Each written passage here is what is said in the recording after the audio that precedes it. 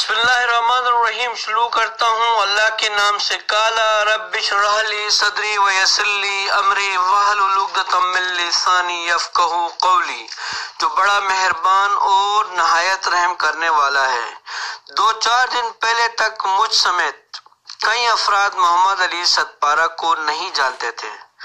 میں بیسکلی گلگت بلتستان کا ہونے کی وجہ سے ان کا نام سن رکھا تھا۔ کوہ پیمائی کے متعلق بھی بہت کم لوگ جانتے تھے، بس اتنا معلوم تھا لوگوں کو کہ رسی کے ذریعے لوگ اونچے پہاڑوں میں چڑھتے ہیں۔ جس معاشرے میں ہم رہ رہے ہیں یا رہتے ہیں، یہاں ایڈونچر ایکٹیویٹیز کو اہمیت نہیں دی جاتی ہے، کیونکہ ہم انسانی جانوں کے ساتھ کھیلنا اپنا پسندیدہ مشغلہ سمجھتے ہیں۔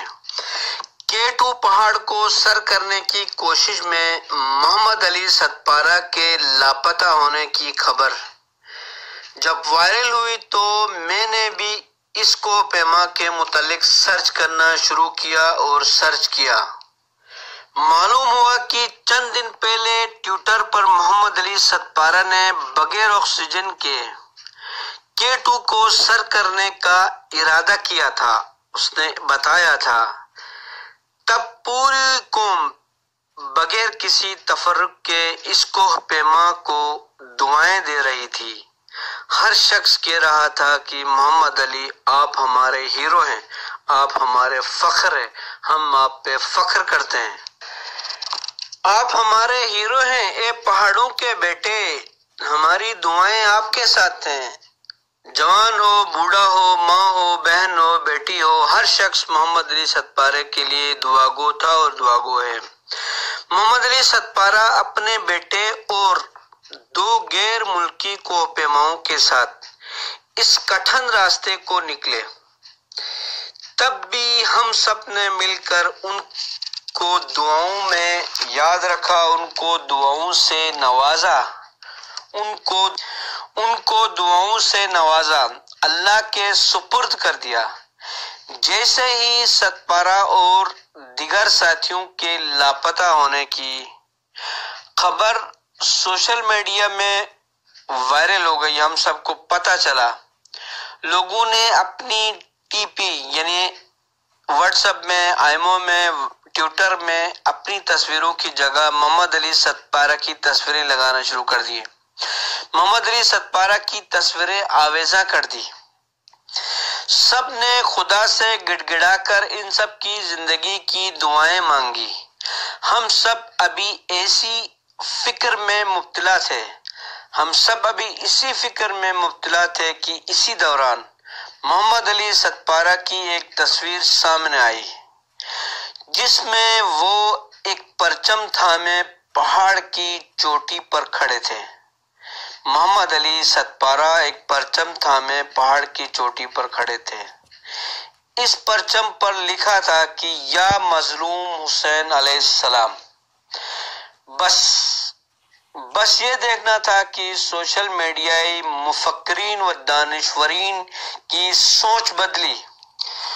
بس یہ دیکھنا تھا کہ سوشل میڈیا کے مفکرین و دانشورین کی سوچ بدلی، دعائیں بدلی، دل بدلے۔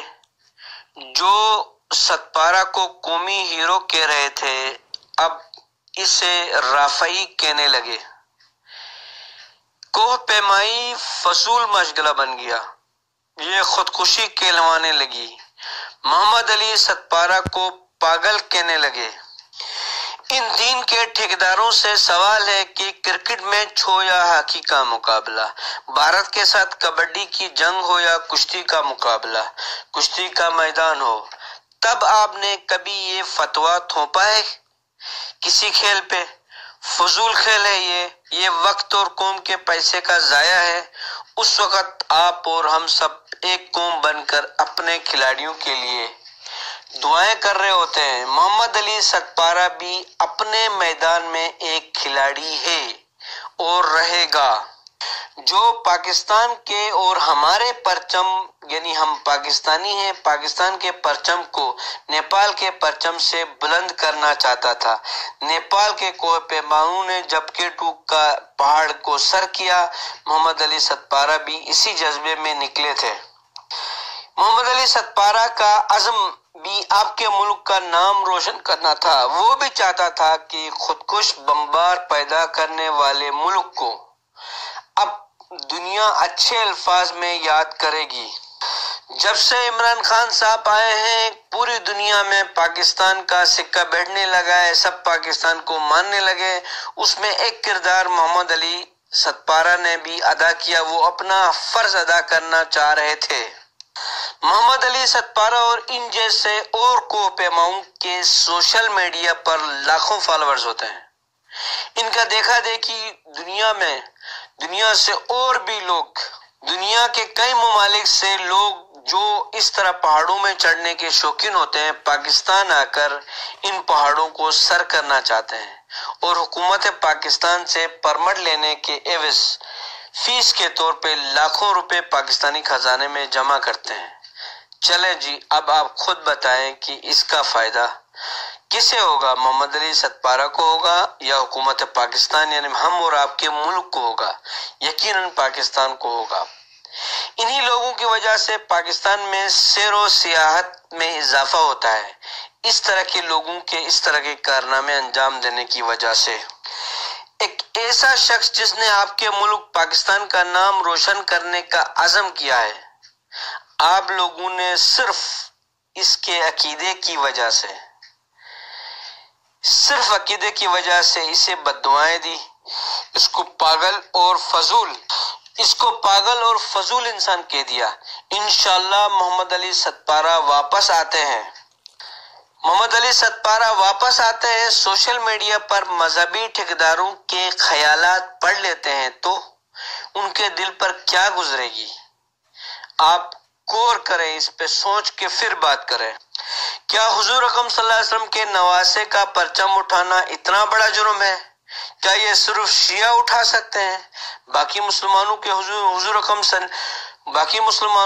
حسین علیہ السلام کچھ بھی نہیں لگتے کیا؟ مولا حسین علیہ السلام کا کوئی بھی سچا محب ان کی نظر کرم سے محروم نہیں رہتا۔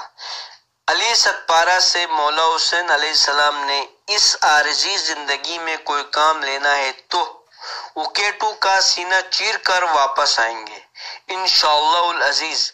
اگر وہ اپنا کام مکمل کر چکے تو ان کی ذات یوں ہر ایک کی نگاہ کا مرکز اور دعاؤں کا محور بنا۔ اسی بات کا ثبوت ہے کہ مولا حسین علیہ السلام نے پہاڑوں کی بلندیوں پر ان کے نام کا علم لہرانے والے کی ذات کو K2 کی بلندیوں سے اونچا اور نام